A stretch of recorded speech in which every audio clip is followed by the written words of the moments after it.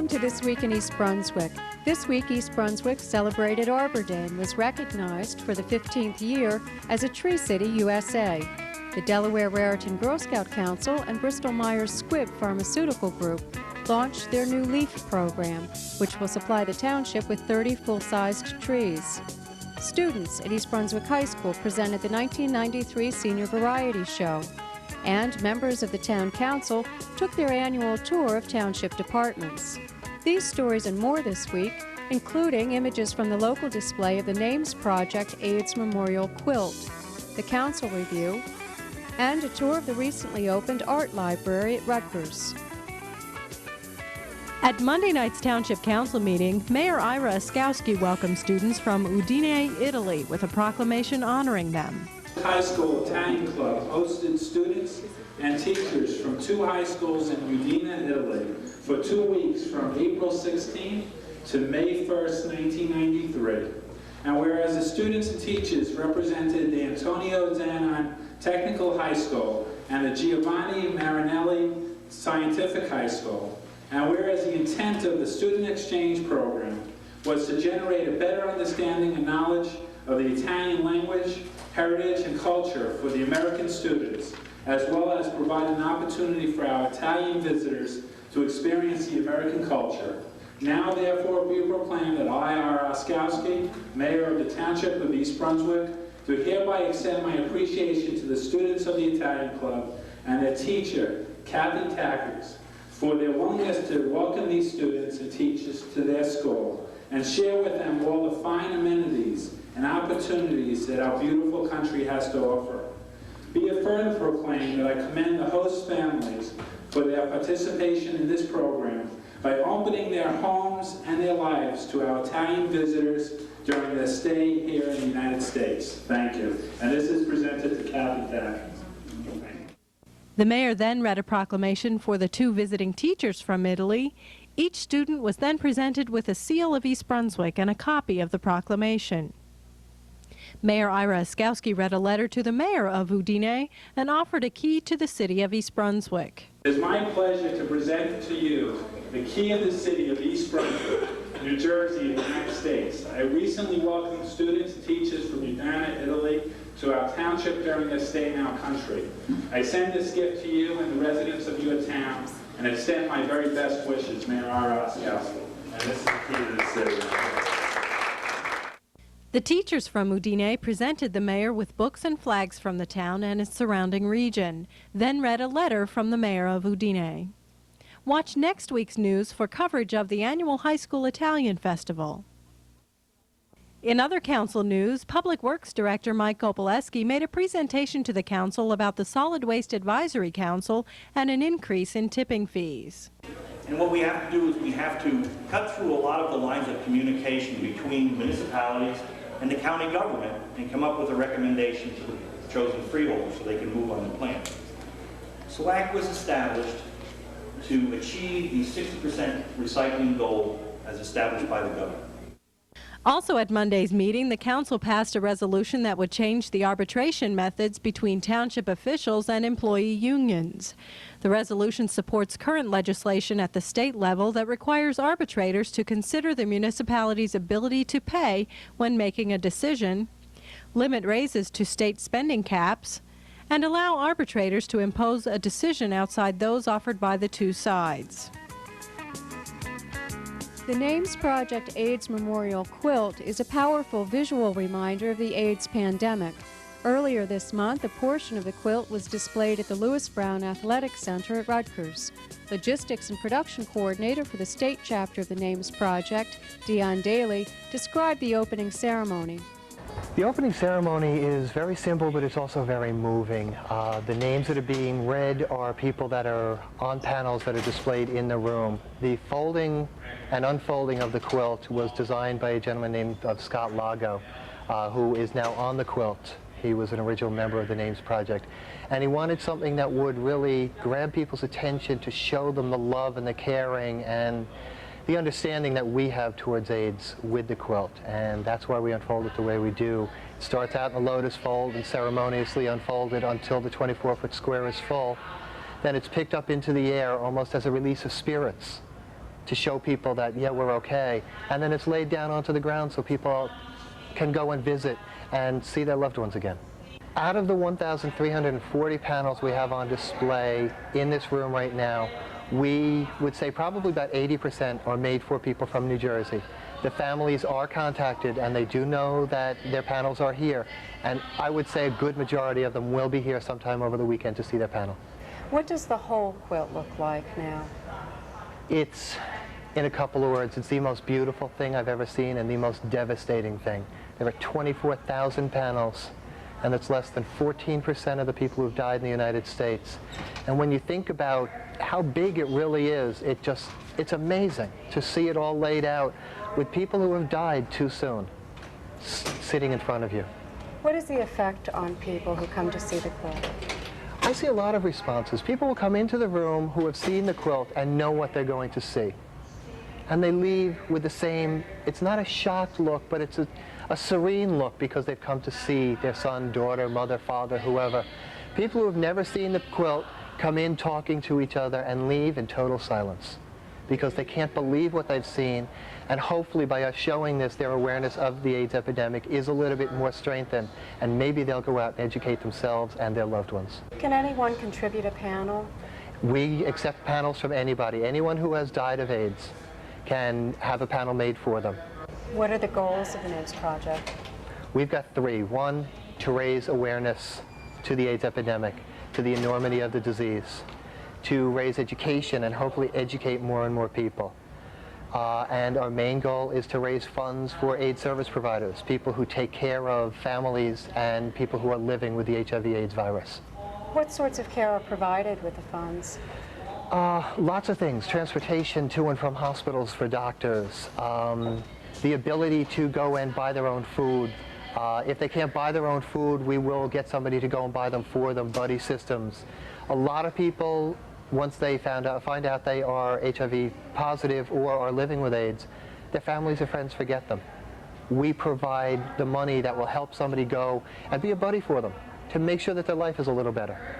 How can people get more information if they're interested in the NAMES project?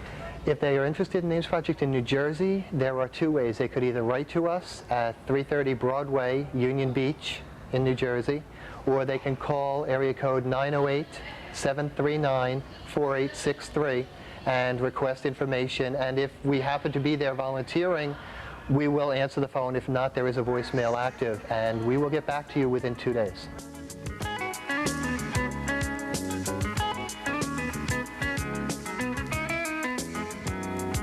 Spring is in the air and trees all over town are blossoming in time for Arbor Day.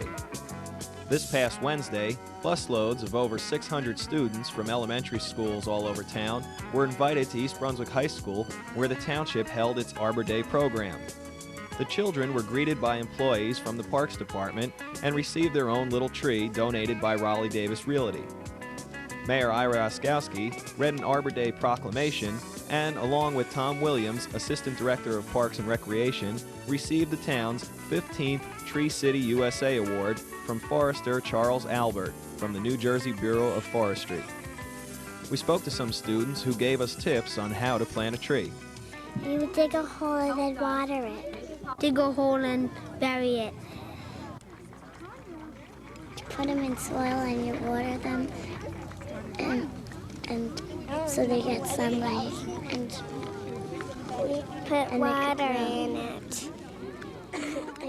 I've got air, land, water on my mind, and oh, I need them to live looking good. I've got air, land, water in my heart. I've got air, land, water in my heart. I've got air, land, water in my heart, and oh, I need them to live. I've got air, land, water as my home. I've got air, land, water as my home. I got air, land, water as my home, and oh, I need them to live. That was pretty good. The Delaware Raritan Girl Scout Council and Bristol-Myers Squibb Pharmaceutical Group announced the expansion of an environmental educational program aimed at revitalizing city forestry in East Brunswick and other central New Jersey cities. New Leaf, which was launched at the East Brunswick Public Library during a book donation this past Tuesday, will supply the town with 30 towering trees. I just want everybody to take a breath now and exhale. Now what you took in was oxygen. I do this with a lot of people. That's what trees give us. Trees give us oxygen, and I can't think of anything more important. So this whole project, this new leaf patch program, is about giving. It's about a major corporation giving, to the Scouts giving, it's about the township giving, and all together, it's real and it's genuine, and it's something we can look back when we get older in life and say we did this together. And I'm looking forward to being with you. We're going to plant about 4 to 5 different species of trees, 5 different trees, October 16th. And I'm looking forward to seeing you all there, and we'll bring your shovels, and we're going to have a good day of work. I thank you all, not just on behalf of the mayor of the Township of East Brunswick, but for all those who benefit from the air, the shade, and the beauty that these trees will provide. We're working together to make our world a better place, and you're succeeding. Thank you very much. Last Friday, Township Council members visited several different township departments on Council Visitation Day. They started at the library and were given a general overview by Library Director Sharon Karmazin. Council members Tom Clark, Anthony Riccobono, and Vincent LeBlanc, and Mayor Ira Oskowski were then taught how to use the public access catalogs to retrieve information about books available at the library. Council members also visited the site of a proposed construction project on Cranberry Road, the Senior Citizen Center, the baseball manager's field on Dunham's Corner Road, and the Public Works Garage. At the Public Safety Building, council members were given an overview of the 911 emergency system and information about synchronization of traffic lights on Route 18. Council Visitation Day gives council members an opportunity to see how township departments operate, the status on current projects, and information on new systems or new projects. 5-year-old Andrew High was in the limelight recently at a library program featuring New Jersey author Tova Novarra. The program, called Playing It Smart on Your Own, focused on the messages of Novarra's book, On My Own, Helping Kids Help Themselves. Last month, Andrew took it a step further and helped his mother, Elena, when she dislocated her shoulder. Despite his hearing impairment and inexperience with the telephone, Andrew succeeded in calling for help for his mother.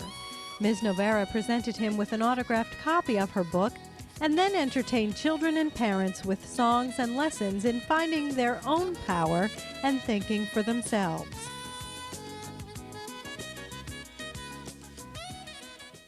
Plant a tree for your tomorrow. It's your tree that clears the air.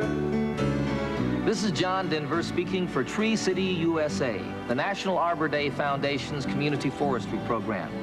You know, every morning we wake up in a vast forest. It's America's urban forest, and it includes all the trees in your yard, your neighborhood, and your town. These trees are essential to our way of life. They cool our cities, help fight pollution, give wildlife a home, and make our neighborhoods more livable. City trees add the soft touch of nature to our busy lives. And that's why we need to plant more trees and make a commitment to their care. Support Tree City USA where you live. For more information, write your state forester or the National Arbor Day Foundation. Join me and plant a tree.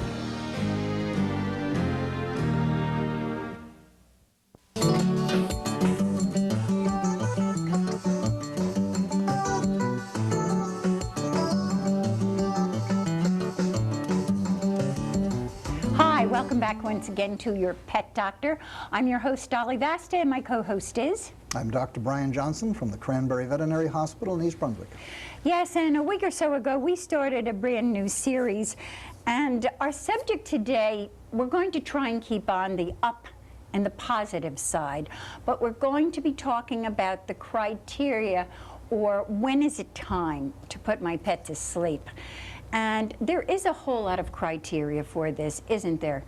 Yes, it's there not is. cut and dry. No, it's not cut and dry, and it's different for every situation. I have many dogs in my practice that are totally blind. And as long as the people are willing to be a seeing eye person for the dog, they get along beautifully. Now, that may not be practical with some people, so the criteria will vary considerably. Just because a pet, I've got one dog in the hospital now that's only got 3 legs. It does beautifully. And he injured the other ones. That's in a cast. But if the people are willing to work, then what is a minor or major obstacle can many times be overcome. There are times when we have to consider putting an animal to sleep, and it is necessary. Terminal cancer, other types of severe disease. This is so difficult, though, Extremely for difficult. anyone to make this decision. But you have to realize that the pet has to come first and not your individual feelings. Look at it as a good thing, that you can allow the animal to die with the dignity with which he's lived his life and not have to suffer for months, as I'm sure most of us have seen friends, relatives go. What we like to try to determine is not whether there's pain. When I had my hernia a couple of years ago, it hurt like heck. And it really was difficult. But the bigger question is, do I have a reasonable expectation of quality life afterwards? And that's the way I try to base most of our judgments. If we have an animal that has to have severe surgery or an extensive illness that has to be worked on, does he have a reasonable expectation of quality life when we're done? If we can say yes, then I will do my best to prevent the animal from hurting, to preventing it from having problems in the first place, but many times these are necessary, such as a badly broken leg. But if I can say to the owner, I think when we're done, your pet will be fine and have a good quality life and have an expectation of a normal life, then I don't think pain or suffering for a short period is a criteria for putting him to sleep. I know you told me that once when we had our little Miska. She's long since departed from this earth. Yes. But for 3 years, she had congested heart failure. Right. And you said to me, because everyone in my family and friends said, oh, the dog is suffering, put her to sleep because she had a bad cough. You gave me medication for it, and you said, no, would you put your mother to sleep if she had congested heart failure? And I said, no. He said, then why would you put the dog to sleep? So we did, and she lived about 3.5, 4 years longer, well, and really just went peacefully in her sleep one night. So you are unique in that you are willing to work with the dogs. Take that same situation where people could not do it, then it would be okay to put them to sleep. But as long as you're willing to make that extra effort and the dog is not suffering, we'll do our part. And in your case, the dog was around for 3 more years of quality life. That's right. The bottom line. The bottom line is quality life. And with that thought, we're going to continue our series next week. Take care. And have a good day. I'm Halina Rusak, and I'm the head of the Art Library at Rutgers University. And I'm very glad of this opportunity to talk about the Art Library facility. The library existed as an independent branch since 1966, but it is only in September of 1992 that we moved into this new and beautiful library. In great measure, it is thanks to the New Jersey citizens because it was partially funded by the bond issue for the libraries. Rutgers University is a state university, and we are the state facility. Art Library is the largest art collection in the state of New Jersey. We are close to 60,000 volumes, and our current subscriptions to periodicals stands at over 200.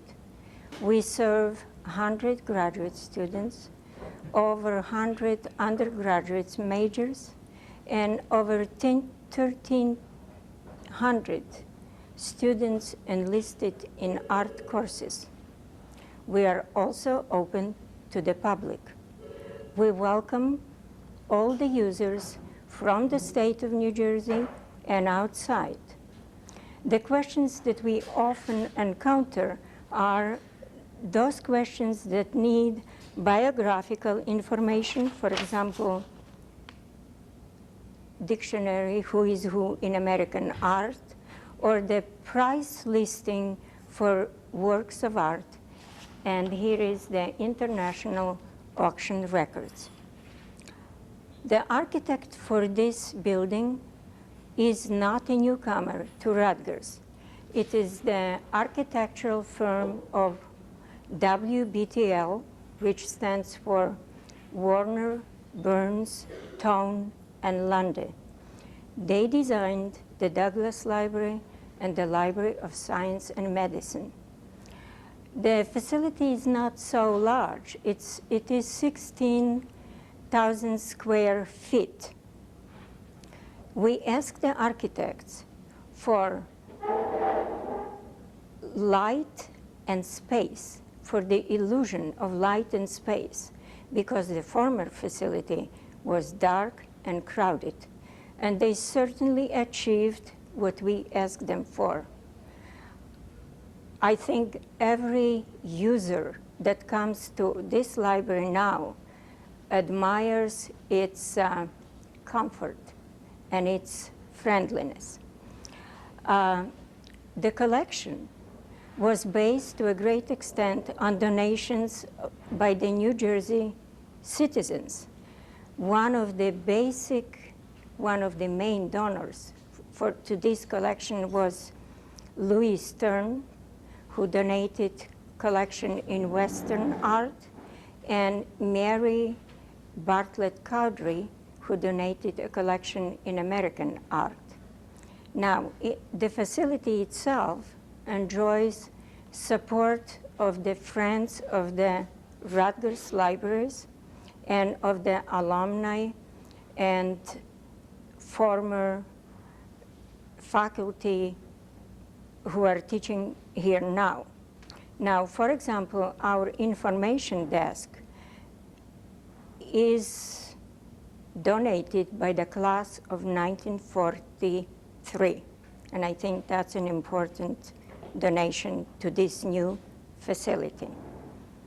The new art library is located on the historic Voorhees Mall. It is at the corner of George and Hamilton Streets, and it is in the same facility with the Zimmerli Museum.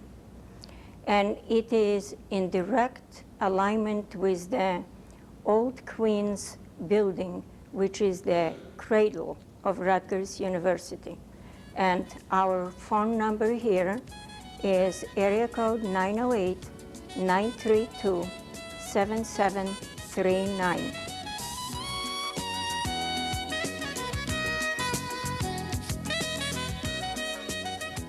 Finally tonight, a look at this year's Senior Variety Show, where students at East Brunswick High School take the stage to poke fun at teachers, fellow students, and showcase their own talents.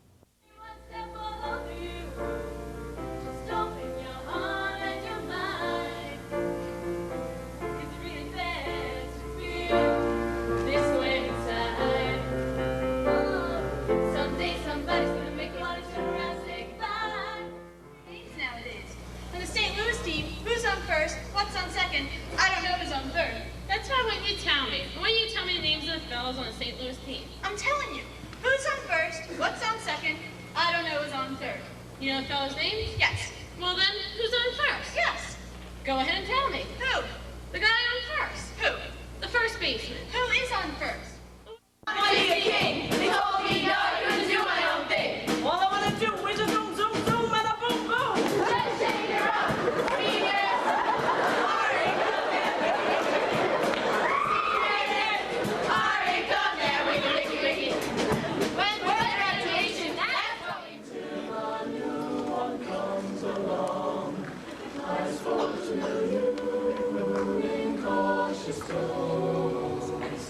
You answered me with no pretense.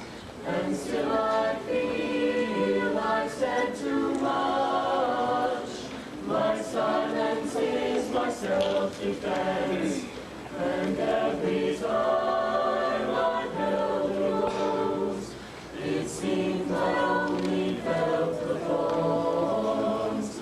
And so it goes, and so it goes, and so will you soon, I suppose. But in my silence, did you leave? Then that would be my worst mistake. So I will share this room with you. 93. Bonginus, an artificial organ used by senior health teachers to promote safe sex through a wrist pumping action.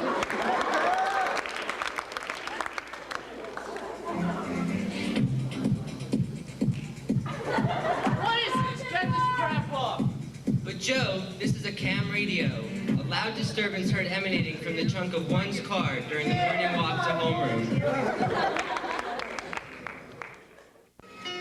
They say it's a river that circles the earth, a river that shines into the edge of the universe. It conquers all. It changes everything. They say it's a blessing. They say it's a gift. They say it's a miracle, and I believe that it is. It conquers all, but it's a mystery. Love breaks your heart. Love takes no less than everything.